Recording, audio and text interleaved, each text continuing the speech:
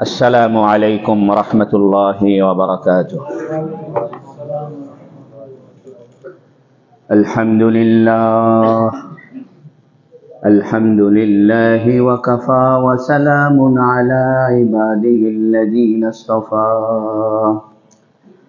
الحمد لله الذي وحده والصلاة والسلام على من لا نبي بعده وبشانه قال جل وعلا إن الله وملائكته يصلون على النبي يا أيها الذين آمنوا صلوا عليه وسلموا تسليما.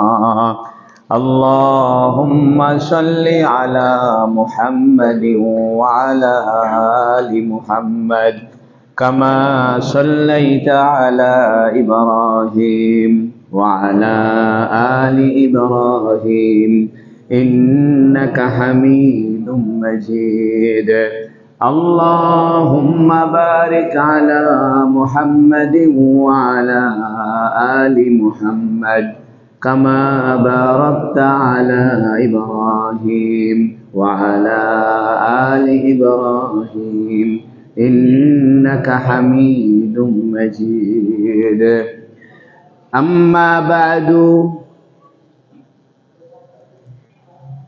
عن أبي هريرة رضي الله تعالى عنه قال قال رسول الله صلى الله عليه وسلم الإيمان بضع وسبعون شعبة فأفضلها قول الله لا إله إلا الله وأدناها إماتة الأذى عن الطريق والحياء شعبة من الإيمان متفق عليه. আলহামদুলিল্লাহ, আল্লাহ তাবারাকা ওয়া তাআলার বড় মেহেরবানি যে আল্লাহ রাব্বুল ইজ্জত দীর্ঘ 1 মাস পরে আল্লাহর ঘরে বসে আল্লাহর রাসূলের হাদিস পড়ার শোনার তৌফিক দান করেছে, বলুন আলহামদুলিল্লাহ। আমরা ধারাবাহিক হাদিসের দর্স চলছিল। আমরা যে হাদিসগুলো আলোচনা করছিলাম এটি হলো ঈমান সংক্রান্ত হাদিস, ঈমান সংশ্লিষ্ট হাদিস। আজকের যে হাদিসটি আমরা পাঠ করেছি এটি বর্ণনা করেছেন হযরতে আবু হুরায়রা রাদিয়াল্লাহু আনহু। উনার আসল নাম উনি 7ম হিজরিতে খায়বার যুদ্ধের একটু আগে ইসলাম গ্রহণ করেছেন। অর্থাৎ খায়বারের যে যুদ্ধ হয়েছিল মদিনাতে ইহুদিদের সঙ্গে, সেই যুদ্ধের কিছু আগে ইসলাম গ্রহণ করেছেন। সেটি ছিল 7ম হিজরি। অর্থাৎ উনি মক্কাতে ইসলাম গ্রহণ করেন নাই, উনার বাড়ি আসলে মদিনাতেই। নবী আলাইহিস সালাম হিজরতের পরে কততম বর্ষে? 7ম। তো উনি গরিব সাহাবী ছিলেন এবং হুজুর সাল্লাল্লাহু আলাইহি সাল্লামের মাদ্রাসার ছাত্র ছিলেন। সুবহানাল্লাহ। আপনারা যারা হজ করেছেন জানেন হুজুর সাল্লাল্লাহু আলাইহি সাল্লাম যে হুজরা মোবারক, যেখানে আমরা নবীকে সালাম দিই, সেই ঘরের পিছনে একটা জায়গা 1 ফুট উঁচু করে একটা রেলিং দিয়ে ঘেরাও করা আছে।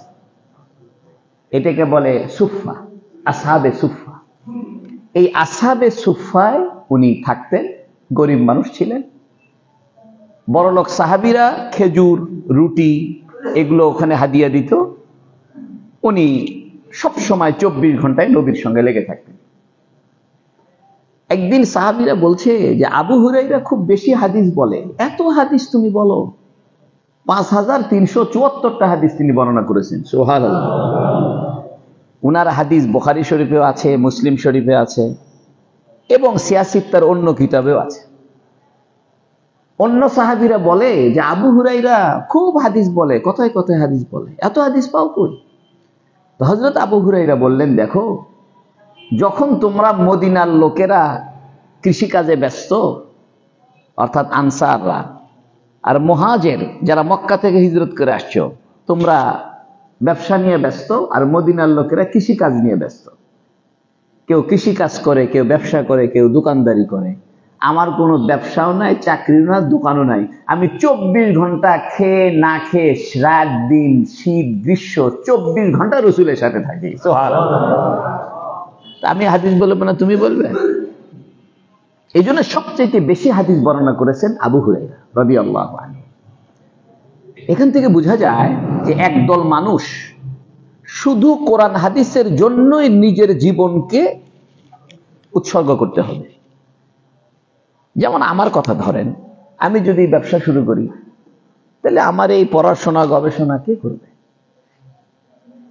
আমি যদি চাকরি করা শুরু করি, অন্য চাকরি, মাদ্রাসা বাদ দিয়া, বা ব্যবসা শুরু করি, তাহলে আমার এই হাদিস পড়ানো, আজকে আমি গাড়ির মধ্যে বসে বসে হাদিসের ব্যাখ্যাগুলো পড়ছি। আজ আমি খুব ব্যস্ত, 2টা মাহফিল করে আসছি। এই জন্য একদল ওলামায়ে কেরাম এমন লাগবে যারা তাদের পুরা জীবনটা কোরআন হাদিসের জন্যই রেখে দিবে। সুবহানাল্লাহ। তাদের মধ্যে যিনি একজন হযরতে আবু হুরায়রা রাদিয়াল্লাহু আনহু। এই আবু হুরায়রা রাদিয়াল্লাহু আনহু পরবর্তীতে এক সময় বড়লোক হয়ে গেছে। এটা আল্লাহর নিয়ম। কোন মানুষ যদি ইসলামের জন্য কষ্ট স্বীকার করে, তাহলে জীবনের শেষ পর্যায়ে আল্লাহ তাকে সচ্ছলতা দিবে, ধনী বানায় দিবে। সুবহানাল্লাহ। আমার কথাই বলি, আপনারা আমার আপন লোক, আপনাদের কাছে বলতে তো দোষ নেই। আমি যখন কারবালা মাদ্রাসায় প্রথম শিক্ষকতা শুরু করি 99 সালে, এই মাদ্রাসায় বেতন দেওয়ার যোগ্যতা ছিল না। 6 মাস চলে যায়, বেতনই দিবার পারে না কমিটির লোক। নাই যে দিব কোত্থেকে? আমি সকালবেলা বাড়ি থেকে না খেয়ে এসে ক্লাস করছি, কেউ জানে না। বাড়িতে চাইল ডাল কিছু নাই, কি করবে? নতুন বিয়ে করে ভাগ করে দিয়েছে। বাপও মরে গেছে, মাও মরে গেছে। না আমার খোঁজ কেলে, আমার শ্বশুর অবশ্য মাঝে মাঝে খোঁজ দিচ্ছে। এরকম হয়েছে যে বাড়িতে চাইলেও নাই, বাজার টাজার কিচ্ছু নাই। আমি আস্তে করে মাদ্রাসায় আসা পড়াইছি, পরে টরে দুপুরবেলা মাসা পাক হয়েছে, খাইয়া দেওয়ার বাইর গেছি। এটা তো কেউ জানে না। এখন যদি কেউ চিন্তা করে, হুজুর বাবা মাইক্রোট করে ঘুরে,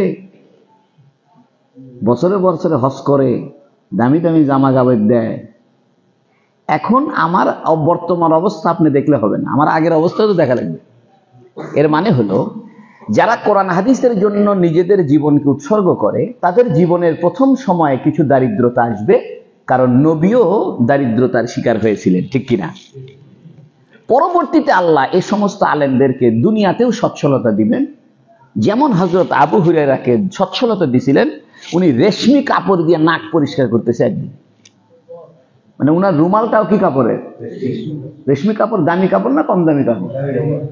তখন উনি ঝরঝর করে কান্দে দিছে। কান্দে বলতেছে, আবু হুরায়রা, তুমি নবীর মাদ্রাসার ছাত্র ছিলে, ক্ষুধার তাড়নায় কষ্টে শুয়ে থাকতে, রাস্তায় পড়ে যাইতে, মানুষ মনে করতো আবু হুরায়রার মির্গি ব্যারাম হয়েছে। এই জন্য চামড়ার জুতোগুলো আবু হুরায়রার নাকের মধ্যে মানুষ ধরতো, যে অসুখ ভালো হয় কিনা। আবু হুরায়রা বলেন যে তুমি একটা রাস্তার গরিব মানুষ ছিলে, খাওয়ার কোনো পয়সা ছিল না, আজকে তুমি রসুলের হাদিসের সৌজন্যে নাকটাও পরিষ্কার করতেছো রেশমি রুমাল দিয়ে। সুবহানাল্লাহ। এই জন্য ওলামায়ে কেরামের একটা সময় দারিদ্রতা যাবে, আবার একটা সময় সচ্ছলতা চলে আসবে। হেলিকপ্টারে ঘুরবে। আল্লামা আহমদ শফী বগুড়া আসছে কিসের চলে? হেলিকপ্টার আসেনি, মানে কি কিনে আনছে নাকি? ওনার ভক্তবৃন্দ ওনারে গাড়ি দিছে, বাড়ি দিছে, হেলিকপ্টার নিয়ে চলে যাচ্ছে। তা আবু হুরায়রার একই অবস্থা। উনার নাম ছিল আব্দে শামস, কাফের অবস্থা। পরবর্তীতে উনার নাম কি হয়েছে এ ব্যাপারে মতভেদ আছে। তবে অনেকে বলেন উনার নাম ছিল আমর। কি নাম ছিল? একদিন উনি নবীর দরবারে আসছেন, তো উনার পাঞ্জাবির হাতা ছিল আবার খুব ঢোল্লা। পাঞ্জাবির হাতা কি ছিল? এই হাতার মধ্যে একটা বিড়াল নিয়ে উনি নবীর দরবারে আসে। ইনি আবার বিড়াল পছন্দ করতেন। তো নবীর দরবারে যখন এই পাঞ্জাবির ঢোল্লা হাতার ভিতরে বিড়াল ঢুকছে, ওই বিড়াল সহকারে নবীর দরবারে আসে। নবী বলতেছে, ইয়া আবু হুরায়রা, এ বিড়ালের বাপ, কেমন আছো? সুবহানাল্লাহ। আবু হুরায়রা মানে বিড়ালের বাপ। এই যে নবী তার সঙ্গে একটু হাসি তামসা করে বিড়ালের বাপ বলছে, পৃথিবীর সমস্ত মানুষ তার আসল নাম জানেই না, এখন সবাই তাকে বলে আবু হুরাইরা রাদিয়াল্লাহু আনহু। এবং তাকে কেউ আমর বললে উনি খুশি হতেন না, উনি বলতেন আমারে আমর করে ডাকিও না। নবী খুশি করে আমাকে যে বিড়ালের বাপ করে ডাকছে, তোমরা সারা জীবন আমারে বিড়ালের বাপ করেই ডাকি। সুবহানাল্লাহ। বিড়ালের বাপ মানে বিড়ালের মহব্বতের লোক, বা বিড়ালকে যে লালন পালন করে। এই আবু হুরায়রা রাদিয়াল্লাহু তাআলা আনহু বিড়াল ভালোবাসতেন। এখন একটা মাসলা হইল, আমরা বিড়াল লালন পালন করতে পারবো কিনা? হ্যাঁ, বিড়াল লালন পালন করতে পারবেন, কারণ বিড়ালের স্বভাব হইল বাড়ির ভিতরে ময়লা আবর্জনা কি করে রাখবে না সে, এবং ইঁদুরও রাখবে না, এবং পরিষ্কার প্রাণী। তারপরেও যদি বিড়ালের দ্বারা কোনো অসুখ বিসুখ ছড়ায়, তাহলে আপনি বিড়াল না পালন করাটাই ভালো, কারণ নবী তো বিড়াল পালন করেনি, বিড়াল পালন করছে কে? আর সেটাকে নবী খুশি হয়ে কি নামে ডাকছেন? বিড়ালের বাপ কইয়া। এর দ্বারা বোঝা যায় নবীও একটু হাসি কৌতুক করেছেন। এই জন্য হাসি কৌতুক করাটা বৈধ। হাসি কৌতুক করাটা কি? একজনের নাম আলো, একজনের নাম কি? গেছে কারেন্ট চলে, আমি বলতেছে আলো গেছে, আলো গেছে, আলো চলে গেছে, আলো কি হয়ে গেছে, এর মানে অন্ধকার হয়েছে, ওর নামও তো আলো। এরকম ভাবে একটু হাসি কৌতুক করাটা কি আছে? বৈধ। আবু হুরায়রা রাদিয়াল্লাহু তাআলা আনহু, ওনার কবর মদিনা শরীফে জান্নাতুল বাকিতে। সুবহানাল্লাহ। উনি মারা গেছেন উমাইয়া খলিফাদের আমলে। ওনার একটা ঘটনা বলে আমি হাদিসটা বলবো। উনি প্রথম মুসলমান হয়েছেন। মুসলমানদের আচার অনুষ্ঠান সবকিছু দেখে। তো উনার মা ছিল কাফের। তো উনার মা উনাকে খুব পিটত, আবার নির্যাতনও করত, যে মুসলমান কেন হলি। একদিন নবীর কাছে এসে বলতেছি, ইয়া রাসূলুল্লাহ, আমার মার জন্য একটু দোয়া করেন তো, আমার মা কাফের হওয়ার কারণে জাহান্নামে যাবে, এটা আমার সহ্য হয় না। তো নবী সাথে সাথে হাত তুলছে, আল্লাহ আবু হুরায়রার মাকে ইমানদার বানাও। আর নবী দোয়া করা অবস্থায় আবু হুরায়রা দিছে দৌড়। কি করছে? তো মানুষে বলতেছে, কি রে আবু হুরায়রা দৌড়ায় কেন? নবীকে দোয়ার মধ্যে লাগায় দিয়ে আবু হুরায়রা কি করছে? দৌড় মারছে। দৌড়ায় গেছে বাড়িতে। বাড়িতে গিয়ে দেখে উনার মা গোসল করে চুল ভেজা অবস্থায় দরজায় দাঁড়ায় আছে। আবু হুরায়রাকে দেখে বলছে, আবু হুরায়রা, আমি বুঝতে পারছি মুহাম্মদ সঠিক রসুল, তাড়াতাড়ি মুহাম্মাদের কাছে আমারে নিয়ে যে আমারে মুসলমান বানায় দে। তো মানুষে জিজ্ঞেস করছে, আবু হুরায়রা তুমি দৌড়াইলে কেন? কইতেছে, আমি দৌড়াইলাম এই জন্য যে নবীর দোয়া আগে আমার বাড়িতে পৌঁছে না আমি দৌড়ে আগে বাড়িতে পৌঁছে, এটা পরীক্ষা করার জন্য। নবী যে আমার জন্য হাত তুলে দোয়া করতেছে, তা নবীর দোয়াটা আগে আমার তো বিশ্বাস নবীর দোয়া কি হবে, তা নবীর দোয়াটাই আগে আমার বাড়িতে যায় না আমি আগে দৌড়ে বাড়িতে যাই, এটা পরীক্ষা করার জন্য দৌড়ে গেছি। যাই দেখলাম আমি দৌড়ে যাওয়ার আগেই নবীর দোয়া আমার বাড়িতে পৌঁছে গেছে। এই সেই আবু হুরায়রা রাদিয়াল্লাহু তাআলা আনহু, তিনি হাদিসের জগতে সবচেয়ে প্রধানতম সাহাবী। যদি হাদিসের জগতে সবচেয়ে বেশি হাদিস জানে কোন সাহাবী? আবু হুরায়রা। তো উনি এই হাদিসটা বর্ণনা করেছেন। কি বলছেন? আন আবি হুরায়রা রাদিয়াল্লাহু আনহু। আজকের হাদিসটা হযরত আবু হুরায়রা থেকে বর্ণিত। সুবহানাল্লাহ। ওনার পরিচয়টা একটু দিলাম, তো ওনার বিস্তারিত পরিচয় দিলে তো বহু সময় লাগবে। ক্বালা, এই আবু হুরায়রা বলেছেন, কি বলেছেন? ক্বালা রাসূলুল্লাহ, সবাই বলেন সাল্লাল্লাহু আলাইহি ওয়াসাল্লাম। রাসূলুল্লাহ সাল্লাল্লাহু আলাইহি ওয়াসাল্লাম বলেছেন, কি বলেছেন? আল ঈমানু বিদউ ওয়া সাবউনা শুবাতান। আল ঈমান, ঈমানটা বিদউ ওয়া সাবউনা, ৭০-এর অধিক, শুবাতান, শাখা আছে। ঈমানের শাখা কয়টা আছে? এক মিনিট। হ্যালো, কে বলছেন? আসসালামু আলাইকুম ওয়া রাহমাতুল্লাহ। কে বলছেন? ওয়া আলাইকুম আসসালাম। আমি হারুন হোসেন ফারুক বলছিলাম, আপনারা ভোট দেখা হলো। আচ্ছা আচ্ছা, জি। নবী বলতেছেন আল ঈমানু বিদউ ওয়া সাবউনা শুবাতান, ঈমান হলো ৭০-এর অধিক শাখা আছে। কি আছে? কতর অধিক? আমি আগে তরজমাটা শেষ করি। ফাআফজালুহা কাউলু লা ইলাহা ইল্লাল্লাহ, ইমানের সবচেয়ে সর্বোত্তম শাখা হইল লা ইলাহা ইল্লাল্লাহ বলা। লা ইলাহা ইল্লাল্লাহ বলা, অর্থাৎ লা ইলাহা ইল্লাল্লাহ এই কথাটা বলা, এটা ইমানের সর্বোচ্চ শাখা। ওয়া আদনাহা ইমাতাতুল আযা আনিত তরিক, এবং ইমানের একদম নিম্নতর স্তর হইল রাস্তা থেকে কষ্টদায়ক জিনিস সরিয়ে দেওয়া। সুবহানাল্লাহ। তাহলে সর্বোচ্চ শাখা কি আর সর্বনিম্ন শাখা কি? ওয়াল হায়াউ শুবাতুম মিনাল ঈমান, এবং লজ্জা ইমানের অংশ। লজ্জা মুত্তাফাকুন আলাইহি, এই হাদিসটা বুখারী শরীফেও আছে, মুসলিম শরীফেও আছে, একদম সহিহ, কোনো ভেজাল নাই, সর্বোচ্চ সহিহ হাদিস। এখন আসুন আমরা ব্যাখ্যা করি। ইমানের ব্যাখ্যা আমরা আগে দিয়েছি, আজকে আর ইমানের ব্যাখ্যা দিব না। যে আলোচনা আগে হয়ে যাবে ওটা রিপিট করব না। বিদউ সাবউনা শুবাতান, 70-এর অধিক। বিদুন কাকে বলে? আরবি ভাষায় বিদুন বলা হয় কোন জিনিসের অংশকে, কোন জিনিসের, পরবর্তীতে এটা সংখ্যার সাথে ব্যবহার হয়।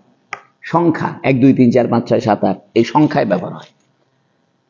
বিদুন শব্দের অর্থ নিয়ে মুফাসসিরিনে কেরাম, মুহাদ্দিসিনে কেরাম অনেক মতামত দিয়েছেন, তবে সর্বসম্মত মতামত হইল 3 থেকে 9 পর্যন্ত, 3 থেকে এর মাঝের সংখ্যাকে বলে বিদুন। আরবি ভাষায় 3 থেকে কত? 3 4 5 6 7 8 9, 7টা সংখ্যা। কয়টা সংখ্যা? 3 থেকে 9 সংখ্যা কয়টা? এই 7টা সংখ্যাকে বিদুন বলে। এটার একটা ভিন্ন কারণ আছে, এগুলো মৌলিক সংখ্যা। যারা অঙ্ক নিয়ে পড়াশোনা করেছেন বা গণিতের, মৌলিক সংখ্যা না? হ্যাঁ হ্যাঁ, বলেন তো মৌলিক সংখ্যা কি কি? হ্যাঁ, এই তো, এগুলোকে আমরা আরবিতে বলি আল আদাদুল্লাযী লা ইউতাজাজ্জা। আমি তো আর অত গণিত টনিত পড়িনি।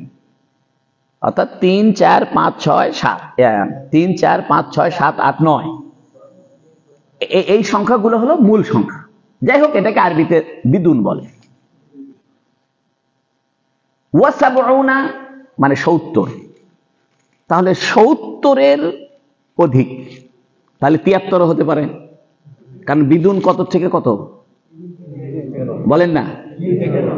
তাহলে 3 থেকে 9, তাহলে 70-এর সংখ্যা যখন বিদুন শব্দ ব্যবহার হয়েছে, তাহলে এটা 73 হতে পারে, 74 হতে পারে, 75 হতে পারে, 76 হতে পারে, 77 হতে পারে, 78 হতে পারে, 79 হতে পারে। তাহলে আমরা বুঝলাম ইমানের শাখা 73 থেকে শুরু করে কত? 79 পর্যন্ত। তবে আপনারা সবাই আগের থেকে জানেন যে ইমানের শাখা 77টা, জানেন না আপনারা? অনেকে যারা বাংলা বই টই পড়ছেন, লেখা আছে ওখানে ইমানের শাখা কয়টা। আরবরা আবার করে কি, সাবউনা মানে 70, তো 70-এর মধ্যে 70 তো একটা দশক, 70 একটা কি, কত দশক? 7 দশক। তাহলে বিদুনের মধ্যে 7 আছে কিনা? তাহলে বিদুন যদি 70-এর সাথে লাগে তাহলে হবে 77, বিদুন যদি 60-এর সাথে লাগে তাহলে হবে 66, বিদুন যদি 50-এর লাগে তাহলে হবে 55, বিদুন যদি 90-এর সাথে লাগে 99, বিদুন যদি 80-এর সাথে লাগে 88। এই তো বুঝে গেছে। অর্থাৎ আরবি ভাষায়, আপনাদের কষ্ট হচ্ছে না তো? আমি আগে শব্দের ভিতরে ঢুকি, তারপরে ব্যাখ্যা হবে। আরবি ভাষায় বিদুন শব্দ যদি কোনো দশকের সাথে ব্যবহার হয়, সেটা 10 20 30 40 50 60 70 80 90, এগুলো হলো দশক। এই দশকের সাথে যদি বিদুন শব্দ ব্যবহার হয়, তাহলে যে দশকের সঙ্গে ব্যবহার হবে বিদুনের অর্থ ওই দশকের সংখ্যাটা হবে। তাহলে এখানে বিদুন লাগছে কার সাথে? 70-এর সাথে। তাহলে বিদুনের অর্থ হবে 77। এই জন্য আমাদের প্রচলিত ভাষায় বলে ইমানের সংখ্যা কয়টা? কিন্তু বুখারী শরীফে আর এক হাদিসে আছে বিদু ওয়া সিত্তুনা, সিত্তুনা মানে 60। তাহলে এই হাদিসে আমরা পাইলাম বিদু ওয়া সাবউনা, আর এক হাদিসে আছে বিদু ওয়া সিত্তিনা, সিত্তিন মানে 60। তাহলে এখানে যদি 70-এর সাথে বিদুন লাগে তাহলে হয় 77, তা 60-এর সাথে বিদুন লাগলে কত? 66। তাহলে এক হাদিস অনুযায়ী ইমানের শাখা 77টা হয়, আর এক হাদিস অনুযায়ী ইমানের শাখা হয় 67, 66। কত হয়? তাহলে প্যাঁচ খেয়ে গেল, হাদিস দুটা দুই রকম হয়ে গেল। এটার সামঞ্জস্য আমাদেরকে দিতে হবে। এই সামঞ্জস্যের কয়েকটা জবাব। একটা জবাব হলো, আরবি ভাষায় অল্প সংখ্যা অধিক সংখ্যাকে নির্মূল করবে না। এটা আমরা আরবিতে বলি আদদে কলিল আদদে কাসিরকে মুনফি করবে না। অর্থাৎ আমি যদি বলি যে ভাই আমার কাছে 10 টাকা আছে, আসলে আছে 100 টাকা। আমি যদি বলি ভাই আমার কাছে 10 টাকা আছে, কিন্তু পকেটে আছে কত? কথাটা ভুল হবে না, কারণ 100-র মধ্যে কত আছে? তাই মিথ্যে বলিনি। কথাটা বুঝেননি? তাহলে অল্প সংখ্যা অধিক সংখ্যাকে কি করবে না? নির্মূল করবে না, বা আউট করবে না, বা মিথ্যা প্রতিপন্ন করবে না। আছে 66, আর এক হাদিসে আছে 77। তাহলে 66 হইলে পরে 77কে কি করবে না? নির্মূল করবে না। তাহলে দুটাই সঠিক। তাহলে দুই হাদিসই কি সঠিক? 66 ইমানের সংখ্যা, 66 ইমানের শাখা এক হাদিস অনুযায়ী, আর এক হাদিস অনুযায়ী ইমানের শাখা 77। দুটাই সঠিক।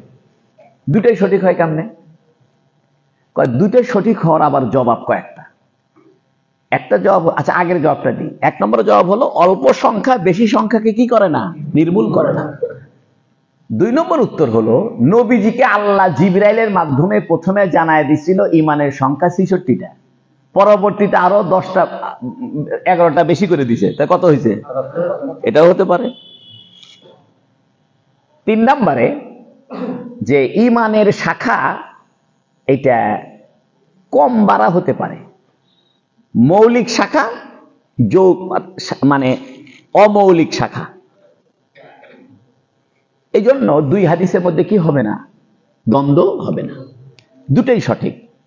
অর্থাৎ নবী আলাইহিস সালামকে জিবরাইল প্রথমে জানায় দিয়েছিলেন 66, পরবর্তীতে আরো বৃদ্ধি করে কি করেছেন। আর একটা জবাব হলো, আসলে 10-এর উপরেই হলো অধিক। আরবি ভাষায় 10 সংখ্যার উপরে যত সংখ্যা আছে এটা কি অধিক। এর মানে হলো ইমানের সংখ্যা বা ইমানের শাখা এটা বাড়তে থাকবে। এটা 60-70-এর মধ্যে সীমাবদ্ধ না। এটা কিয়ামত পর্যন্ত এক একজনের কাছে এক এক রকম ইমানের শাখা হিসেবে তার সঙ্গে ধরা পড়বে। যেমন বর্তমানে ফেসবুকের মধ্যে এই উল্টাপাল্টা না করা ইমানের শাখা, আবার গজওয়াতুল হিন্দে যুক্ত হও কি ইমানের শাখা। এখানে মূল কথা হলো, তবে বহু ওলামায়ে কেরাম এই ইমানের 77 শাখাকে নিয়ে আলাদা কিতাব লিখছে। সুবহানাল্লাহ। আলাদা কি লিখছে? তারা কোরআন হাদিস ঘাইটে গবেষণা করে এই 77টা শাখাকে কি করেছে? নির্বাচন করেছে। আমার একটা কিতাব ছিল, করোনা ভাইরাসের সময় আমি একটা বই লিখছিলাম, করোনা ভাইরাস ও মসজিদে নামাজ পড়া প্রসঙ্গে। কারণ সব সরকার করছে মসজিদে যাওয়া যাবে না, 5জন 7জনের বেশি মসজিদে ঢুকতে দেয় না। তখন আমি একটা বই লিখছিলাম এই করোনা ভাইরাসের বিরুদ্ধে এবং মসজিদে যে আসতে হবে এটার পক্ষে। অনেকে আমাকে গাইলো পাইছে, হ্যাঁ নিয়ে গোটা সৌদি আরবে ফাঁকা নাচ করে তোমার মাতব্বর হয়েছে তুমি। পরে এখন দেখা গেল করোনা ভাইরাস বলতে বলে কিছু ছিলই না। বর্তমানে বিজ্ঞানী তাই বলতেছে, বর্তমানে ডাক্তাররা বলতেছে করোনা ভাইরাস বলে কি। আর যারা টিকে দিছে ওদের সবার মাজার বেদনা, হাতের বেদনা, চুলকানি উঠতেছে, ব্রেন লো হয়ে যাচ্ছে। যাই হোক, তাহলে ইমানের শাখা আমরা বলতে পারি সর্বনিম্ন 67, সর্বোচ্চ 77 হতে পারে, এর ভিতরেই থাকবে। এই জন্য দুইটা হাদিসই কি আছে? সঠিক আছে। এখন আসেন, নবীজি এখানে বিদুন কেন বললেন? নবী বলতে পারতেন আল ইমানু সাবু ওয়া সাবউনা, ডাইরেক্ট 77 বলে দিতেন। কথা বুঝলেন? কথা 77-এর আরবি হলো সাবু ওয়া সাবঈনা, এটা হলো 77-এর আরবি। তো নবী আলাইহিস সালাম 77-এর আরবি না বলে বলছে বিদু ওয়া সাবউনা, 70 বলে বলছে অধিক।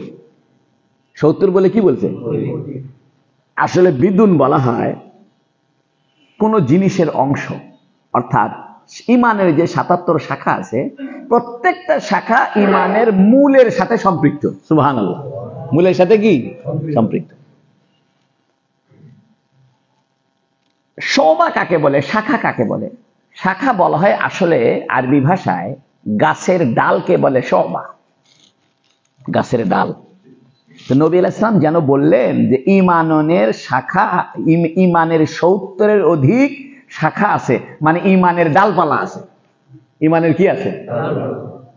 তাহলে নবী ইমানকে একটা গাছের সাথে তুলনা দিচ্ছেন, এই জন্য তো শোবা বলছেন, জুজউন বলেনি। বুঝতেছেন তো আপনারা? জুজউন মানে অংশ, কিন্তু নবী জুজউন শব্দটা ব্যবহার করেনি। নবী বলছেন শোবা, শোবা মানে গাছের ডাল। অর্থাৎ নবী যেন বললেন যে ইমানের ৭৭টা গাছের ডাল আছে। তাহলে বোঝা গেল ইমানটা কি? গাছ। গাছের ডাল যদি কেটে দেন তাহলে কি গাছ মরে যাবে সব? না। এর দ্বারা বোঝা যায় ইমানের শাখাগত বিষয়ে কেউ যদি আমল নাও করে, মূল ইমান থেকে সে কাফের হবে না। সুবহানাল্লাহ। যেমন ইমানের শাখা সর্বনিম্ন হলো রাস্তার থেকে কি সরে দেওয়া, কষ্টদায়ক জিনিস। কেউ যদি রাস্তার মধ্যে কষ্টদায়ক না সরায়, বরং উল্টে আরো রাস্তার মধ্যে ময়লা ফেলে রাখে, সে কি কাফের হয়ে যাবে? এর তো ইমানের শাখা। বলতেছে এটা ইমানের শাখা হলেও মৌলিক শাখা না, এটা হলো ডালের মতো। অর্থাৎ ডাল কাটে দিলে যেমন পুরা গাছ কি হয় না, নষ্ট হয় না, কিন্তু 5টা ডাল হলো মেইন, সেই ডালগুলো কেটে দিলে গাছই মরে যায়। যেমন নামাজ, রোজা, হজ, যাকাত, এই ডালগুলো হলো মেইন ডাল। তাহলে বোঝা গেল ইমানের মধ্যে কিছু আছে মেইন ডাল, কিছু আছে হালকা পাতলা ডাল। হালকা পাতলা ডাল কাটলে কি হবে না, গাছ মারা যাবে না। তাহলে বোঝা গেল ইমানের ৭৭ শাখার মধ্যে কিছু শাখার উপরে কেউ যদি আমল না করে তাহলে তার ইমান নষ্ট হবে না। আর কিছু যদি একদম বড় ডালটা, যে ডালের উপরে গাছটা নির্ভর করে, ওটাই যদি কেটে দেয় তাহলে গাছ কি হয়ে যাবে? এই বড় ডাল হলো নামাজ, রোজা, হজ, যাকাত। এই জন্য নবী আলাইহিস সালাম এটাকে গাছের সাথে তুলনা দিছে, যাতে মানুষ এই ভুল না বোঝে যে ইমানের শাখা ৭৭টা, তাহলে সে একটা শাখার উপর আমল করেনি, অর্থাৎ কাফের হয়ে গেছে। এই কথা বলা যাবে? কেন যাবে না? নবী শব্দ ব্যবহার জুজউন শব্দ ব্যবহার করছে না শোবা ব্যবহার করছে? এটাই হলো নবীর মানে বাগ্মিতা। নবী আলাইহিস সালাম এত চমৎকার আরবি বলতেন, চমৎকার মানে আমাদের মতো ফটফট করে কয় না, মানে শব্দ চয়ন। নবী যে শব্দটা চয়ন করতেন, এটা আল্লাহর পক্ষ থেকে অন্তরে আল্লাহ ঢেলে দিতেন, সেই শব্দটা নবী মুখ দিয়ে বের করতেন। এই জন্য নবীকে বলা হয় জাওয়ামিউল কালিম, কথা বলবে কম, অর্থ হবে বেশি। নবীর কথাকে বলা হয় জাওয়ামিউল কালিম। জাওয়ামিউল কালিম মানে কথা অল্প, অর্থ কি? এবং যেখানে যে শব্দ বলতে হবে ওইখানে ওই শব্দই বলবে। দেখেন নবী যদি বলতো জুজউন, তাহলে আমরা বলতাম রাস্তার থেকে যে ময়লা সরায় দেয় না, ওই কাফের হয়ে গেছে। জুজউন হলো অরিজিনাল অংশ, আর শোবা হলো শাখা। এই জন্য নবী বলছেন শোবাতুন। এর সবচেয়ে বড় শাখা কি? লা ইলাহা ইল্লাল্লাহ। সবচেয়ে নিম্নগামী শাখা কি? আচ্ছা, এটার সাথে এটা সম্পর্ক কি? লা ইলাহা ইল্লাল্লাহ অর্থ হলো যে আল্লাহ ছাড়া কোনো মাবুদ নাই, আর এই কথা বললে সে জাহান্নামে কষ্ট পাবে না। তাহলে রাস্তা থেকে যে ময়লা সরাই দিল, সেই মানুষকে কষ্ট থেকে কি করলো? সরাই রাখলো। বোঝা গেল আপনি যদি মানুষকে কষ্ট না দেন, আল্লাহ আপনাকে কষ্ট দিবে না। এই জন্য ইমানের সর্বোচ্চ শাখা হলো লা ইলাহা ইল্লাল্লাহ, আল্লাহ ছাড়া কোনো মাবুদ নাই। আর নিম্নতম শাখা কি? আচ্ছা, রাস্তায় তো ময়লাই থাকবে, এটা স্বাভাবিক। রাস্তায় মানুষ চলবে ফিরবে, চকলেট খাবে, কলা খাবে, ময়লা আবর্জনা বেশিরভাগ কোথায় পড়ে? নবী করছে শোনো, তোমাদের বাড়ি ঘর তো তোমরা পরিষ্কার রাখবে, অফিস আদালত তো পরিষ্কার রাখবে, রাস্তা পর্যন্ত পরিষ্কার রাখবে। এটাও বোঝা গেল যে রাস্তা পরিষ্কার রাখা এটা একটা ইমানের শাখা। সুবহানাল্লাহ। এই জন্য যে ব্যক্তি রাস্তার ময়লা সাফ করে দিল, এই হাদিসটা পৌরসভার যারা রাস্তা সাফ করে ওরা শুনলে খুশি না বেজার? নবী এমন এমন কথা বলেন, সমাজের সর্বস্তরের লোকের শান্তির কথা বলেন। যে বেচারারা পৌরসভার রাস্তা সাফ করে, ওকে যদি হাদিসটা শোনান, তুমি যে রাস্তা সাফ করো, এটা একটা ইমানের শাখা, আল্লাহর নবী তোমাদের কথাও বলে গেছে, তা যাই রাস্তা সাফ করে আর অন্তরে আর কষ্ট থাকবে না। সে বলবে আমি রাস্তা সাফ করি, নবীর কথার সাথে আছি। সুবহানাল্লাহ। এই জন্য হাদিস শরীফে নবী বলতেছেন লা ইলাহা ইল্লাল্লাহ সর্বোচ্চ শাখা, কারণ আল্লাহকে স্বীকার না করলে তো কিছুই হলো না। আর সর্বনিম্ন কি? রাস্তা থেকে ময়লা পরিষ্কার করা। এর দ্বারা বোঝা গেল যে কোনো কাউকে কষ্ট থেকে নিরাপদ রাখা ইমানের শাখা। এই জন্য হাদিসে আছে আল মুসলিম মান সালিম আল মুসলিমুনা মিন লিসানি ওয়া ইয়াদিহি, মুসলমান ওই ব্যক্তি যার হাত এবং মুখের দ্বারা মানুষ কষ্ট থেকে নিরাপদ থাকে। অর্থাৎ এটা মাথার মধ্যে ঢুকে রাখেন, সেটা হলো মানুষকে কষ্ট না দেওয়াটা ইমানের শাখা। এখন আমরা কি করেছি? বিল্ডিং বানাচ্ছেন, সব ময়লা রাস্তার ফেলাচ্ছেন, রাস্তার মধ্যে ইটা বালু থুছেন, মানুষ যাবারই পান না। আপনার কলাটা খায় রাস্তার মধ্যে ফেলে দিন, রাস্তার থুতু ফেললেন, এই কাজ করবেন না।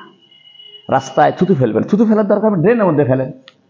আমি পান খাই মাঝে মাঝে, আমি কিন্তু আপনাদের বোঝার জন্য বলতেছি, পানের পিক ফেলতে হলে আমি ড্রেনের সাইডে হুন্ডা দাঁড় করে ড্রেনের মধ্যে পিক ফেলে তারপর আবার স্টার্ট দিই। আপনি রাস্তায় কেন ময়লা ফেলবেন? নবী আলাইহিস সালাম বলছেন কষ্টদায়ক জিনিস রাস্তার থেকে সরিয়ে দেওয়া কিসের চিহ্ন? আমি যদি রাস্তার মধ্যে পানের পিকটা ফেলি, দুর্গন্ধ হয়ে গেল না? আমি যদি রাস্তায় একটা কলা চোষা ফেলি, নষ্ট হলো না? জীবাণু ছড়াইলো। এই জন্য দেখেন কাফেররা আমাদের হাদিসের উপর আমল করেছে, আমরা আমল করেছি। আপনি বিদেশে যাবেন, রাস্তা চকচকা, মনে হয় ভাত ঢেলে খাওয়া যাবে বিদেশে। এখন সব রাস্তা নোংরা হলো আমাদের দেশে। আল্লাহ আমাদেরকে কবুল করুক, বলুন আমিন। তাই বলতেছে ওয়াদনাহা ইমাতাতুল আযা। আযা কাকে বলে? ইমাতা বলে দূর করে দেওয়া, কষ্টদায়ক জিনিসকে দূর করে দেওয়া। যেমন কাঁটা, পাথর, ময়লা আবর্জনা, এগুলো সব দূর করে দেওয়া কি ইমানের অংশ।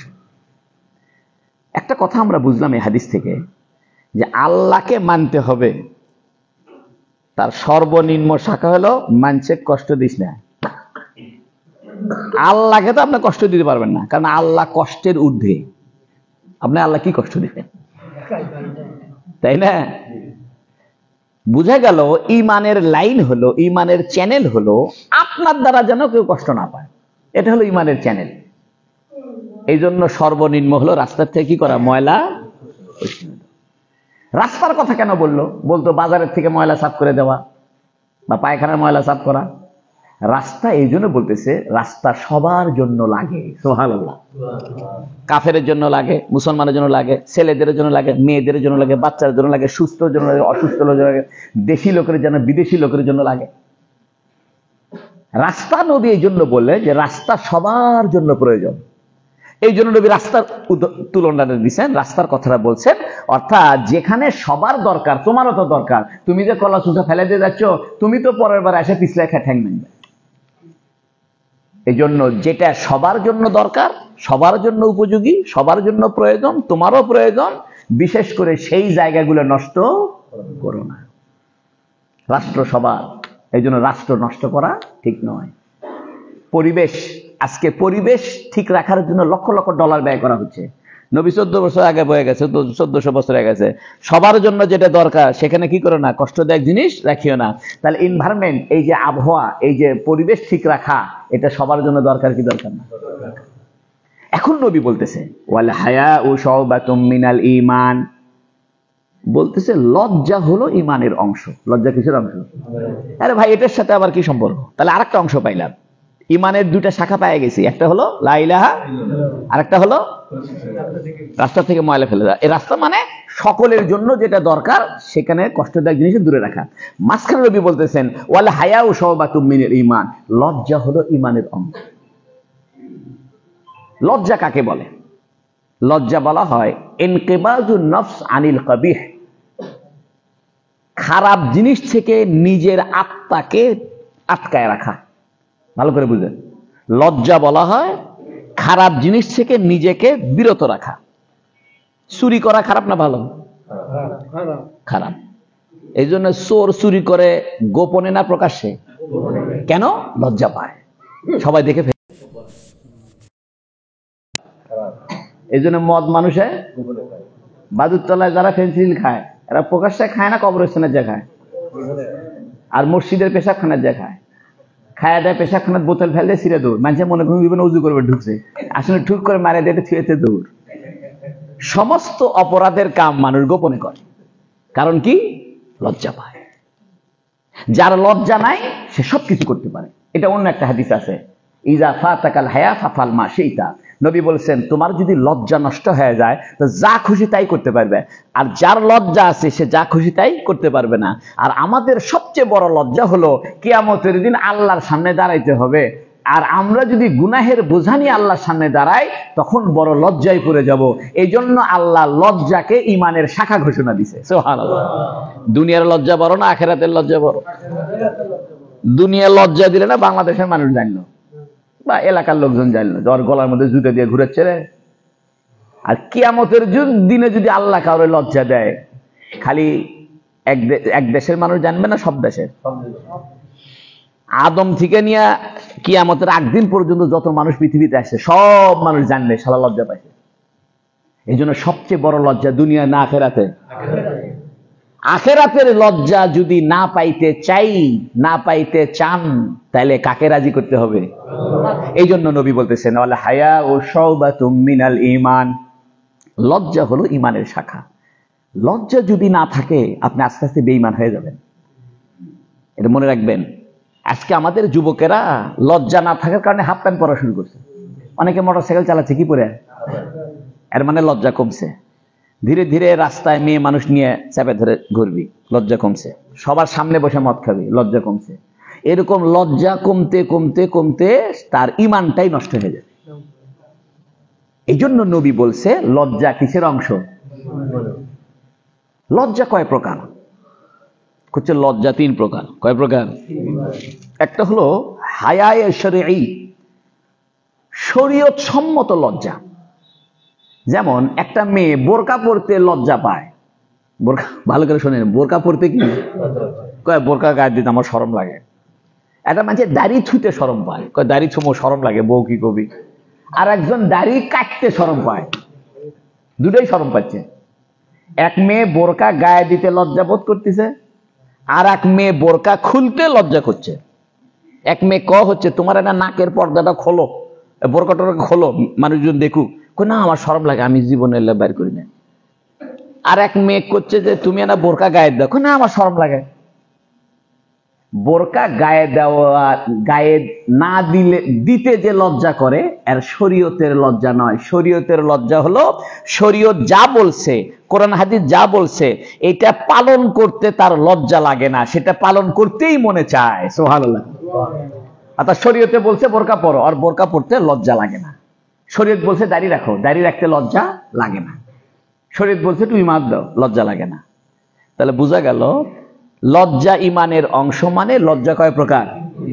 একটা হলো শরীয়ত সম্মত লজ্জা। আমাদের প্রয়োজন হলো এই হাদিসের যারা উদ্দেশ্য সেটা হলো শরীয়ত সম্মত লজ্জা ঈমানের অঙ্গ। একজন করছে হুজুর আমার বোরকা গায়ে দিতে লজ্জা লাগে, আল্লাহ হাদিস আছে লজ্জা ঈমানের অঙ্গ, বোরকা খুলে তো হবে নি।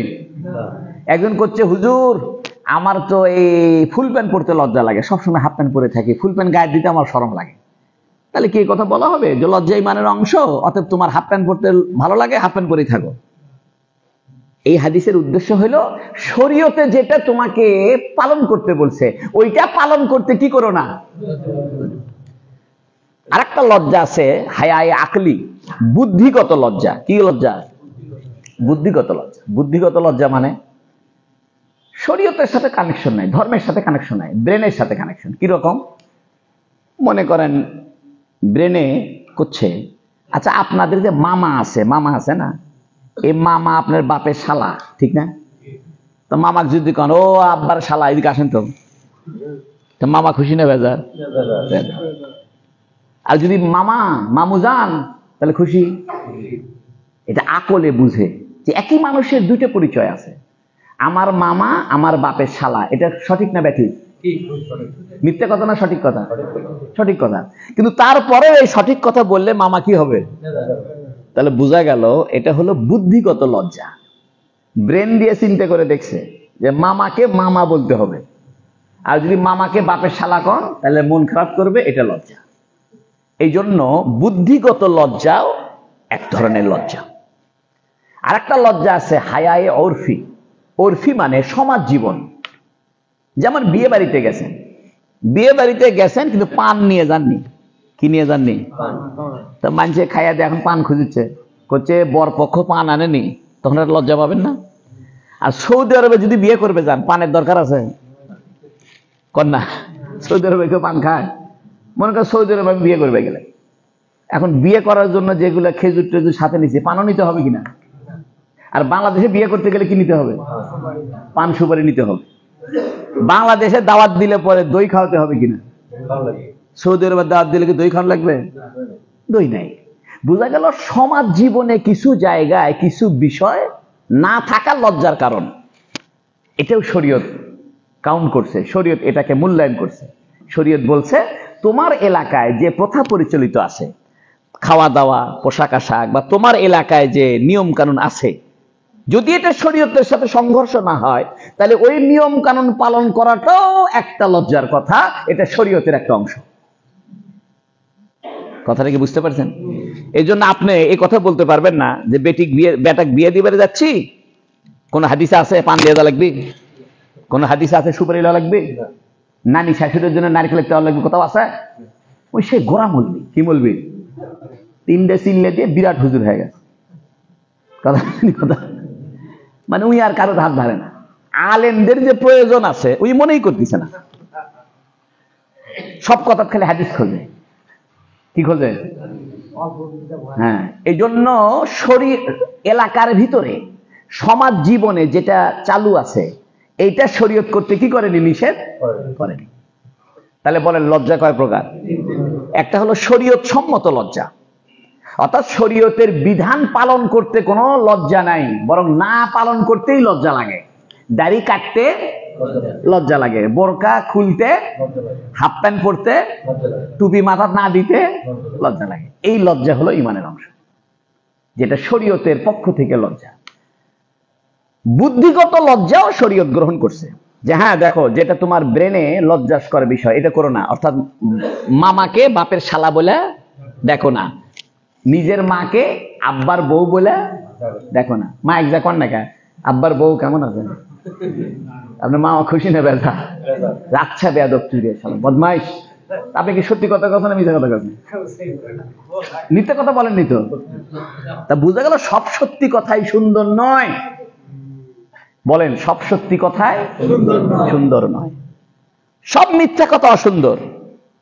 এর মানে এই না সব সত্যি কথা সুন্দর, তা নয়। অনেকে মনে করে যে সব মিথ্যা অসুন্দর, সব ঠিক আছে, কিন্তু সব সত্যই কি সুন্দর?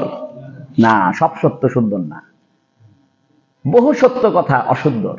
যেমন বাপের শালা, এটা সত্য না মিথ্যা? কিন্তু সুন্দর না অসুন্দর? অসুন্দর। কেন? লজ্জা পাবে। এই জন্য আপনার আমার কর্মপরিধির সঙ্গে লজ্জার সম্পৃক্ততা আছে। লজ্জার সম্পৃক্ততা না থাকলে সত্য কথাও অসুন্দর হবে। কথা বুঝতেছেন?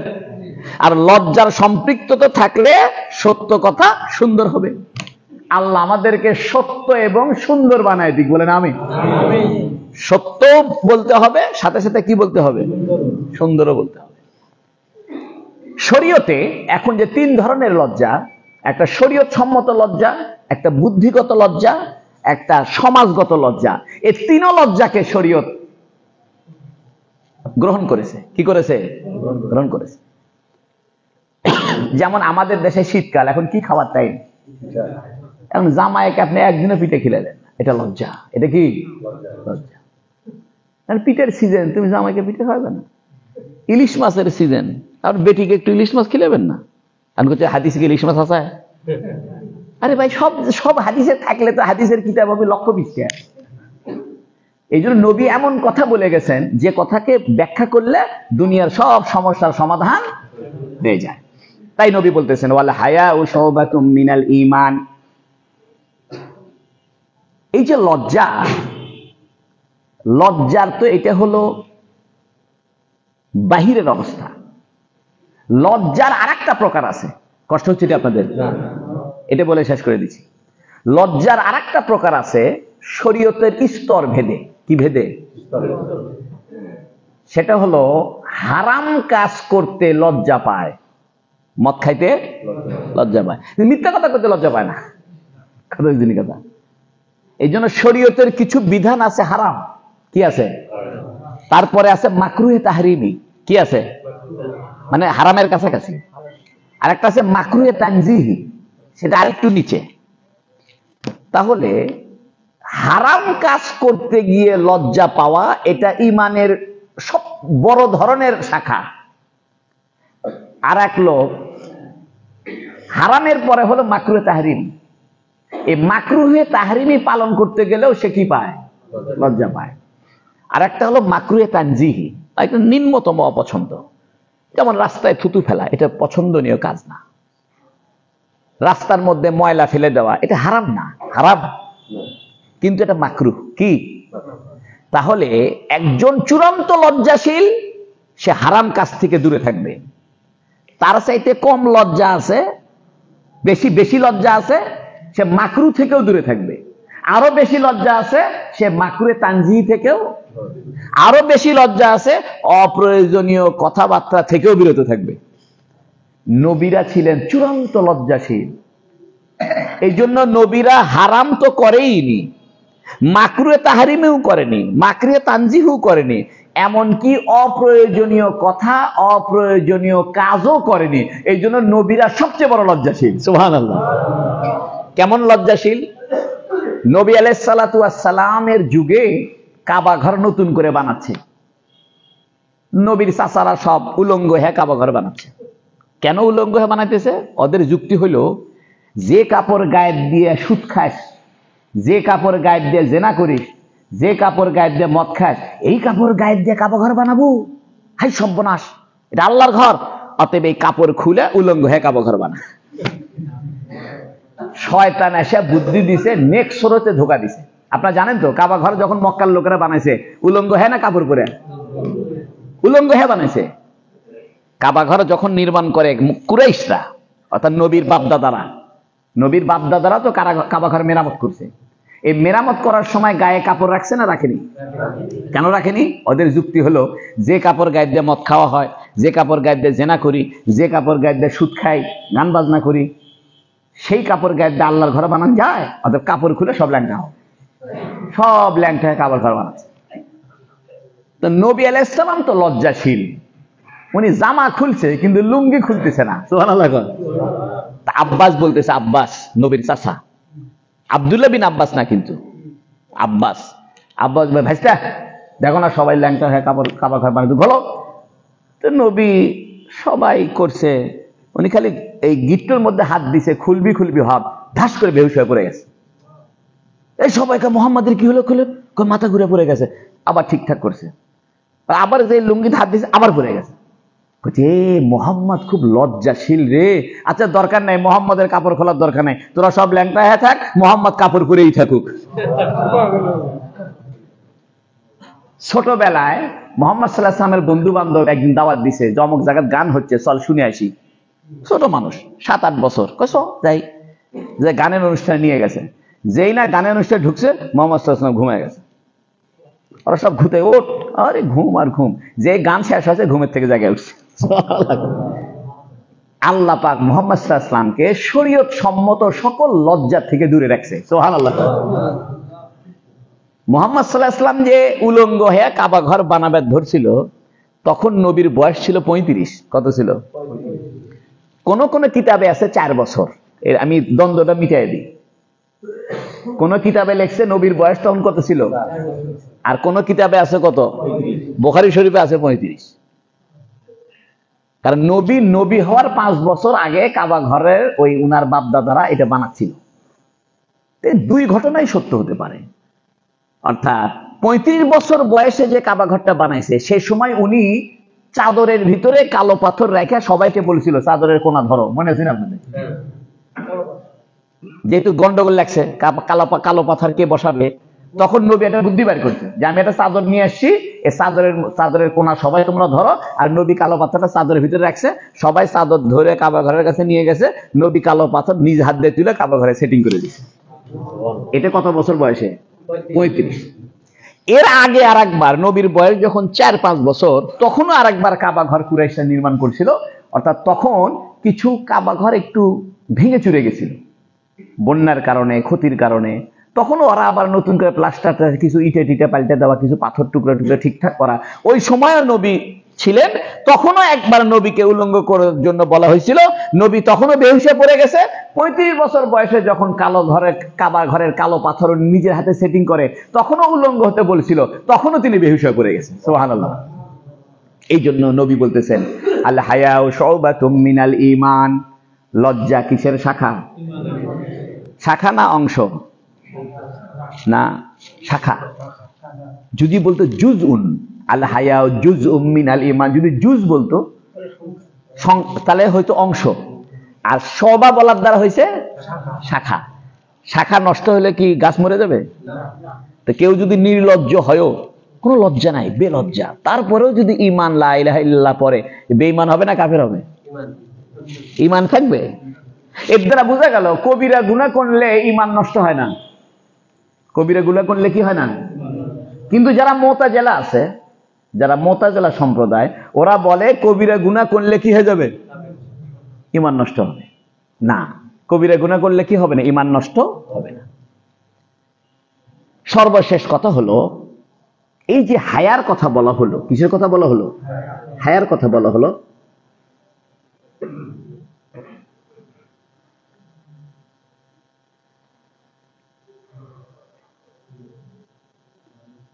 এখানে একটা টিকা লেখছে, এই টিকাটার উপর দুটো কথা বলি। হ্যাঁ, টিকা লেখছে যে হায়া, এখানে হায়াত দ্বারা মুরাদ হলো শরীয়তের লজ্জা। কিসের লজ্জা?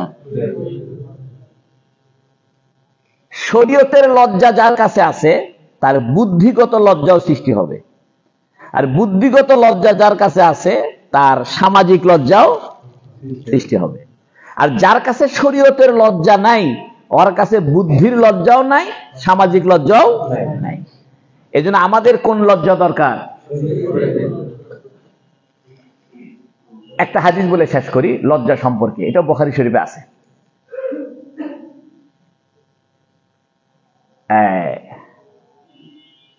এক সাহাবী রাস্তা দিয়ে যাচ্ছে, আর এক সাহাবী আসতেছে। তো যে আসতেছে তার কাছে সে টাকা পায়। কি পায়? তো তার কাছে টাকা চাইছে। তো মানুষে বলে, টাকা চাও না কেন? কয়, আমার শরম করে রে। কি কইছে? কয়, তুমি টাকা পাও, ধার দিছো, পাইতে শরম লাগে। শরম বাদ দাও, লজ্জা বাদ দাও। লজ্জা করলে তোমার কাম হবে না, লজ্জা ভঙ্গ করে টাকা চাও। উনি বলতেছে, না ভাই, আমার শরম লাগে ভাই। এই কথাটা নবীর কাছে গেছে।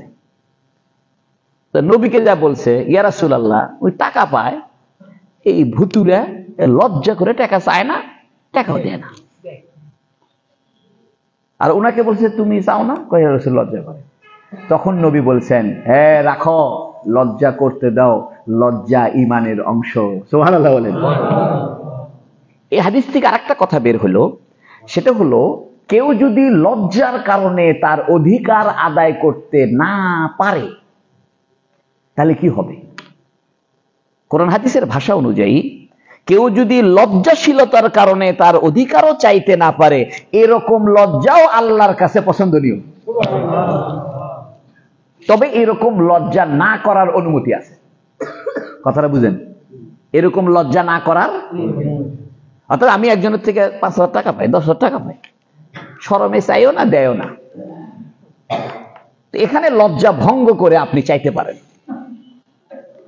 সাহাবায়ে কেরাম এত ভালো মানুষ ছিলেন, এত ভদ্র ছিলেন, যে সাহাবী লজ্জার কারণে নিজের অধিকারটা চাইতে পর্যন্ত শরম করতেছে।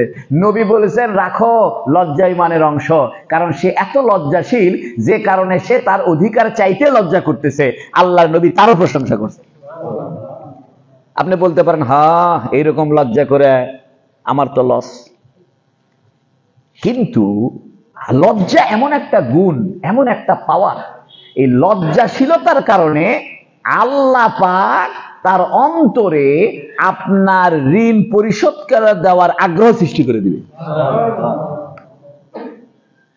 লজ্জা এমন একটা গুণ, এমন একটা বৈশিষ্ট্য, এই বৈশিষ্ট্য মানুষকে গুনাহের থেকে বাঁচায় রাখে। সুবহানাল্লাহ বলে। কিসের থেকে বাঁচায় রাখে? গুনাহ থেকে বাঁচায় রাখে। আল্লাহ আমাদের সবাইকে লজ্জাশীল হওয়ার তৌফিক দান করুক, বলুন আমিন। কিশীল হওয়ার? লজ্জাশীল হওয়ার।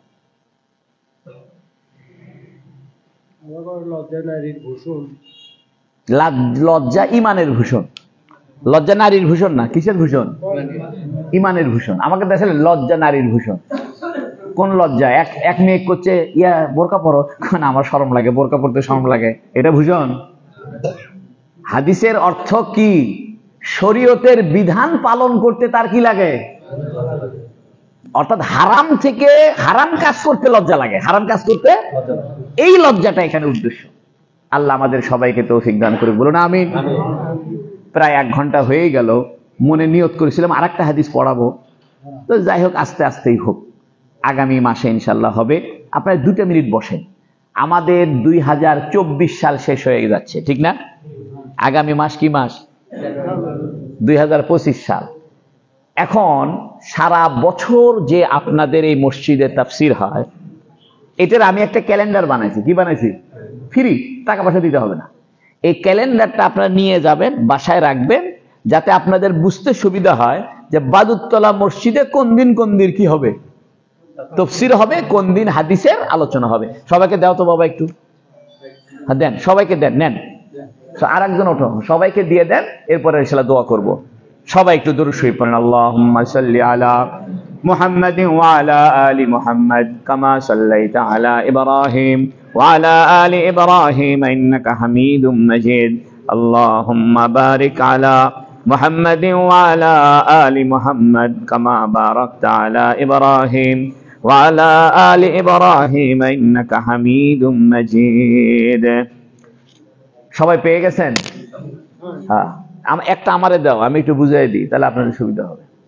যাও, সবাইকে দাও, সবাইকে একটা আমারে। তুমি নিছ? হ্যাঁ, সবাইকে দেন। এটা একটা তালিকা, হ্যাঁ, আপনাদের জন্য সুবিধা হবে। কারো যদি বেশি লাগে বেশি নেন। কারো যদি বেশি লাগে যে আপনার কোনো বন্ধু বান্ধবকে দিবেন বা পরিচিত কাউকে দিবেন, যেন সে এই দরসে হাদিসে আসতে পারে বা তাফসীরের মাহফিল আসতে পারে, এটা নিতে পারবেন। যারা অতিরিক্ত চায় অতিরিক্ত দেন। হ্যাঁ, যাদের অতিরিক্ত লাগবে নেন, নিয়ে এটা আপনাদের জন্য সুবিধা হবে ইনশাআল্লাহ। হ্যাঁ, সবাই পেয়ে গেছেন তো না? যারা পান নাই হাত তুলেন তো দেখি। না পাওয়ার কেউ আছেন? আচ্ছা, আমি একটু বুঝাই দিই। দেখেন এখানে তারিখ লেখা আছে না? জানুয়ারি মাসে কি কি তারিখ আছে দেখেন তো? 3, 4, 10, 17, 31, তাই না?